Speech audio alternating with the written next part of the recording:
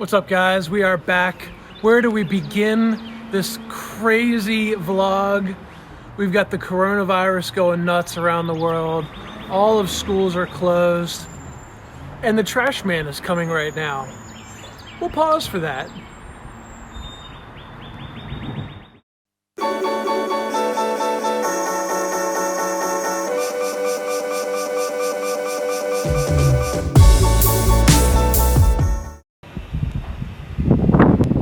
Okay, where were we? So in the last 48 hours, life has completely changed where I live, and I'm sure where you live too. But let's catch you up. In the last video, we worked on the air management system on the 54 Chevy project. That concluded with me ordering some braided lines, which I ordered. They came in, and then I found out they were way too big, and so I needed some smaller ones. So I've got the smaller ones that are on the way, hoping that those show up here in the next day or two so I can work on that project. In the meantime, my church has made some changes, like most have, because right now in our state you can't have a gathering more than 250 people based on semi-quarantine aspects and limiting or mitigating this virus spreading. So, like most churches, we're going to be live streaming. So we went out last night and set up everything in a facility that we have. So we only have to have about 10 people involved with that. In the process of doing that, I had a cabinet that was open and I jacked my head on the corner. So that was great. Anyway, we're set up to live stream on Sunday. So that's going to be it's a new experience for most of us, but it should be exciting, should work out well. I took my console in, set it up. All right, so we're gonna give you guys a little shot into what's going on here. So this is Studio 3. I've turned it into the broadcast room here. So I'm mixing through my headphones here, got the console, running some audio stuff here. I'm checking the stream, I'm recording things. And then if we run over here into the main room, you can kind of see what we've got going on. I'm not gonna talk because the message is active and going on right now. But he starts with this, Philippians 4, verse 4. Rejoice in the Lord always. Again, I will say rejoice. Rejoice. So be happy, celebrate, have joy within you. Understand the context that Paul says this. He's writing a letter to the church in Philippi. Philippi is in ancient and modern day Greece. It's this ancient city there. And let me tell you where Paul is. Paul's writing from jail, so he's in a hole in the ground. A Roman jail would be a hole in the ground in the city of Rome. He's in jail. He's being, poorly fed probably. He's kind of down in a hole. You can sort of imagine him writing by candlelight or whatever. And he's writing this letter. Schools are closed for 2 weeks. I am set to work from home for at least 2 weeks. And so guessing that the gym is going to close or not let us come in, I went ahead and picked up some weights. I've been looking for some weights anyway, but here's the weight set I picked up. So I picked up these weights. This is 305 pounds of Olympic weights. And typically you pay about $1, $1.25, maybe even $1.50 per pound.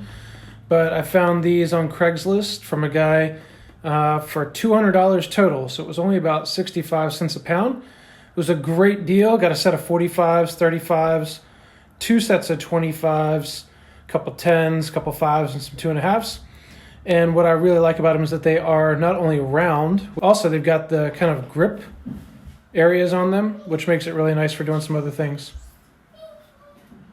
So I'm excited about the weight set. I've already had a barbell and a couple bumper plates downstairs in the basement, but I don't really get to use them because they're in the basement and it's just not tall enough. So I need to build some weight storage because as nice as those weights look, they're in the middle of my foyer.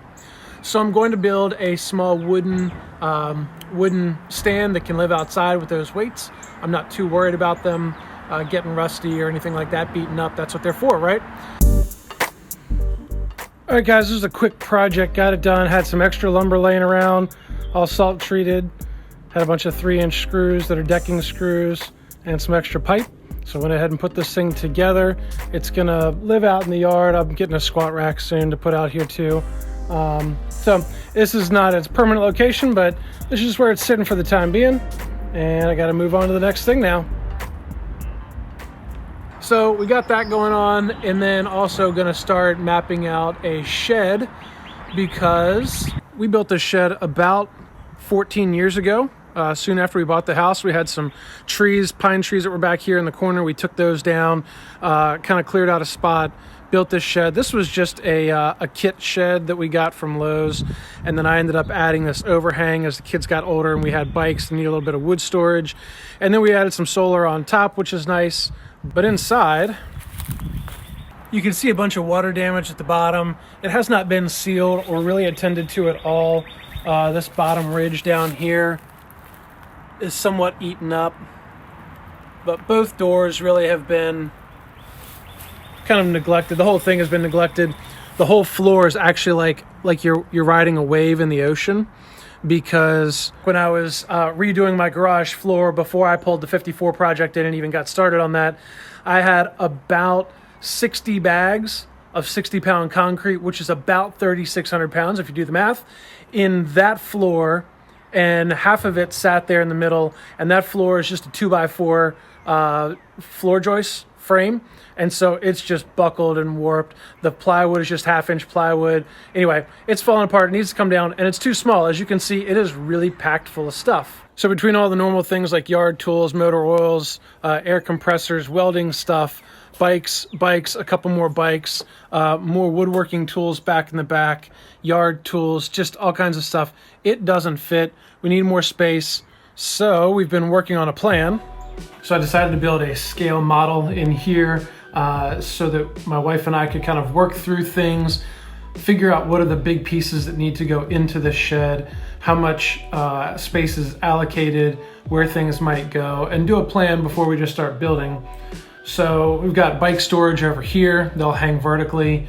We've got some yard tools in the back.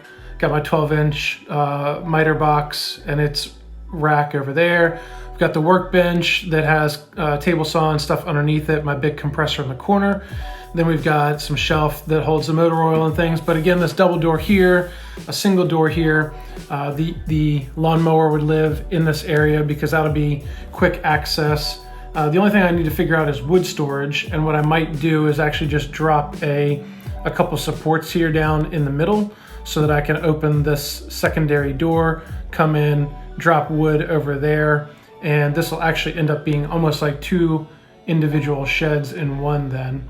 All right guys, that's it for today. Thanks for hanging out. We've got a couple projects coming up too with a water purification system for the whole house. So I'll be shooting some video on that. It's made by Pelican, and it just showed up, so I'm gonna start all the plumbing soon. But thanks for hanging out. We got, who knows what's coming with all of this stuff in the world. Nobody knows, but it's gonna be fun. Be at home, have to live life at a new season for a little bit. We'll catch you guys in the next one though. Peace.